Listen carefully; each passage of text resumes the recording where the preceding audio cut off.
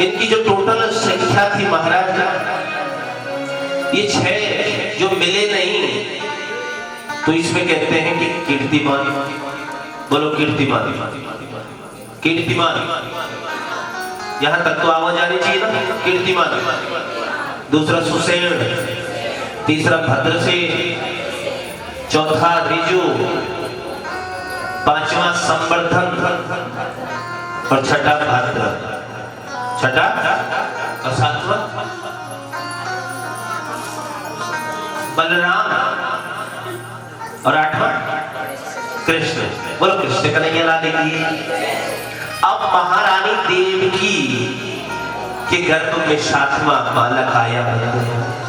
मेरे नारायण के मन में बड़ी चिंता है कि या को बचाना चाहिए भैया, या को बचाना चाहिए। और आज मैं इसलिए आपको डीपली सुना रहा हूँ। नंदोत्सव में पहुंचने से पहले आपको पता रहे कि कृष्ण जन्म की वास्तविक रूप में आधारशिला क्या थी।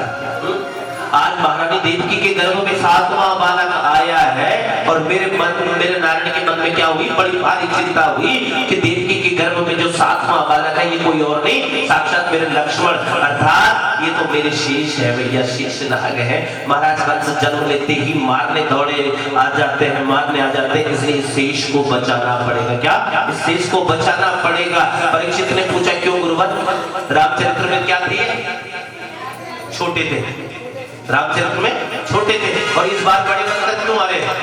कहा इस बार बड़े बनकर इसलिए आए हैं कि राम जन्म में मन मुताबिक सेवा नहीं हो पाई है, इसलिए इस बार बड़े बनकर आए हैं कि राम जी की सेवा मन मुताबिक होगी कृष्ण के रूप में। बोलो कृष्ण कन्हैया लाल की, राधा रमण भगवान की।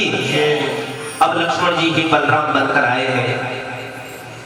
कई वर्णन ऐसे आते हैं गौ चराते समय इत्यादि कि जिस समय बलराम जी क्या करते थे, राम जी लक्ष्मण को काम नहीं करने देते थे, तो आज अपने मन मुताबिक सेवा के कारण बलराम जी बड़े बनकर आ रहे हैं। और आज भैया भगवान ने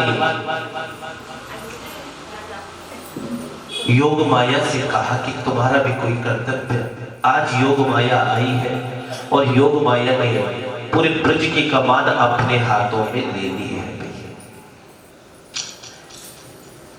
भगवान ने योग माया से कहा कि जाओ और देवकी के गर्भ से, देवकी के गर्भ में जो 7वां है, इसे तुरंत क्या गोकुल पहुंचा दो। सुखदेव जी परीक्षित के दूसरे प्रश्न का जवाब देते हैं। योग माया ने जब उस बालक को देवकी मां के गर्भ से निकालकर रोहिणी के गर्भ में स्थापित किया ना, और गोकुल में उस बालक ने जैसे जन्म लिया, इसलिए वो दोनों माताओं का बालक हुआ। वही प्रश्न था ना पहले कि दो माताओं का बालक कैसे हुआ, तो देवकी के गर्भ से निकालकर कहां स्थापित किया गया? रोहिणी के गर्भ में, इसलिए ये दोनों माताओं का पुत्र कहलाया। अब तो सैनिकों, जब कंस ने पूछा 7वां क्या हुआ, सैनिकों ने कहा हमने सुना 7वां गर्भ में ही क्या हो गया, नष्ट हो गया भैया। कहा कंस ने ये तो ठीक हुआ भैया, नहीं तो याको भी पाप लगता। अब 8वां आने वाला है और माता देवकी के गर्भ में आज 8वां बालक आ रहा है। ये कोई और नहीं, यही मेरा गोपाल है, यही मेरा गोपाल है। इसके स्वागत करना पड़ेगा, इससे ऐसे नहीं आएगा ये, है ना। तो देवताओं को जब पता चला कि भगवान अवतरित होने वाले हैं, तो देवताओं ने मेरे गोविंद का मंगलमय स्तवन किया। और असल में इस गर्भ की सारी दुनिया बुराई करती है, और भगवान जब गर्भ में आते हैं तो गर्भ की भी स्तुति होती है, इसलिए इसका नाम है गर्भ स्तुति। आइए हम भी गोविंद से प्रार्थना करें कि लाला जल्दी प्रकट होकर हमें भी दर्शन करवावे। कहाँ के? मथुरा नंद बाबा इन सब के क्या कहेंगे?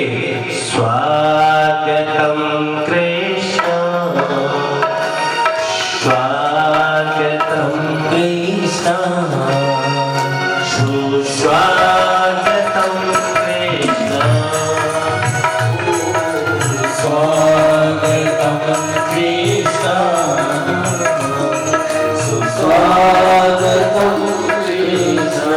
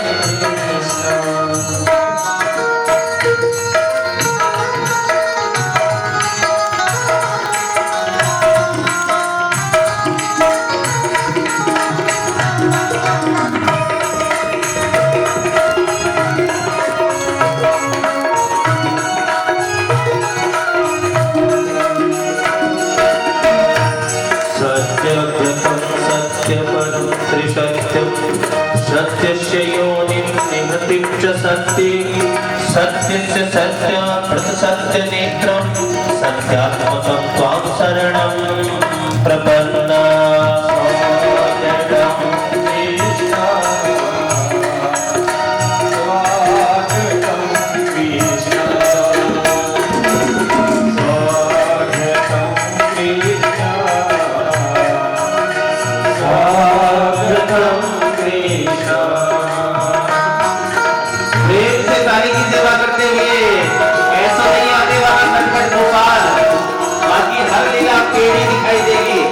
बुलाओ, स्वागत कीजिए।